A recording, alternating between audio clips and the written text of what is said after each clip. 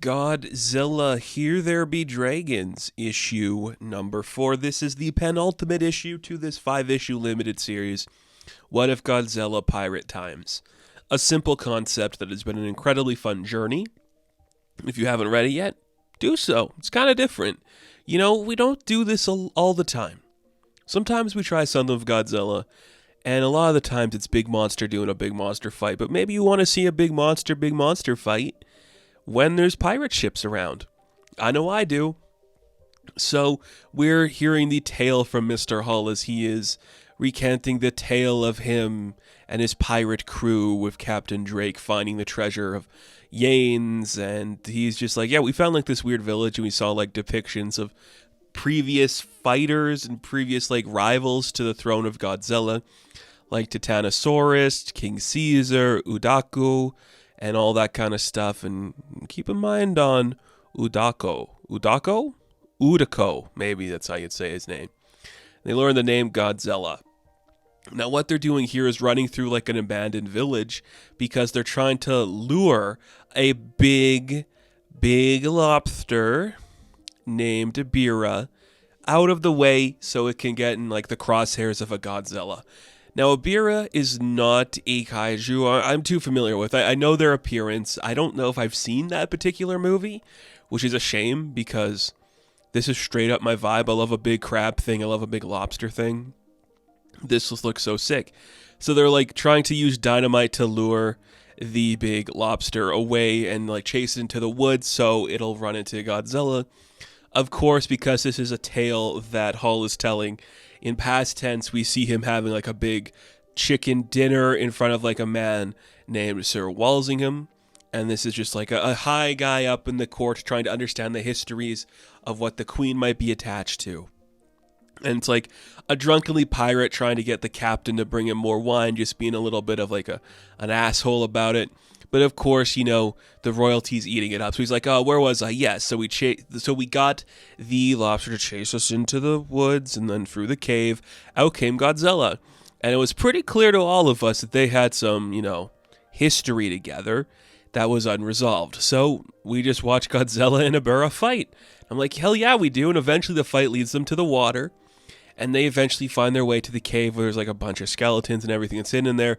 And that is where they find like another depiction of Godzilla where these people worship it. And they find like the same silhouette on the coin that was kind of like in the treasure.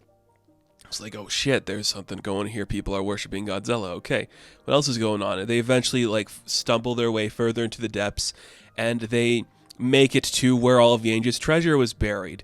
And at that very moment they celebrate finding all the treasure, a lot of them are slaughtered and killed. And you're like, oh, what the heck? What's going on here? Who is it? It's Captain Blanco. Do you remember of the Spanish battalion who like lost everyone on board his ship and he sought revenge after Drake? Well, he found them and he's not letting any of them take the money. And it's amazing that Hull got out alive because at that very moment too, Godzilla was in the midst of his own battle fighting against Ebirah, and it's just like he's not really winning, but he's not going to give up, and rips like one of the claws off, and, like bats Ebirah in the head, and that eventually like kills the creature. And you're like, oh, is this going to be it? Is this like the end of their fight? Is Ebirah destroyed? Maybe Ebirah is destroyed.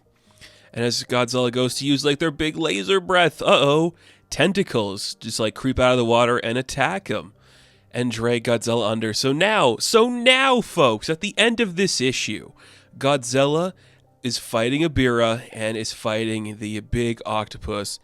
And you're just like, yes, that's so cool. So now we got Udako in here too. And you're like, yeah, let's go. Big monsters, baby, in the water. I mean, like, that's a really smart idea because these are pirates. Why not use some of the more like water-based villains in the Godzilla lore? I'm here for it. That's a cool idea. This is just a fun little story. You're like, yeah, we got like a fun pirate stuff. We're just calling people scallywags and saying tis and all that. And you're like, that's cute too.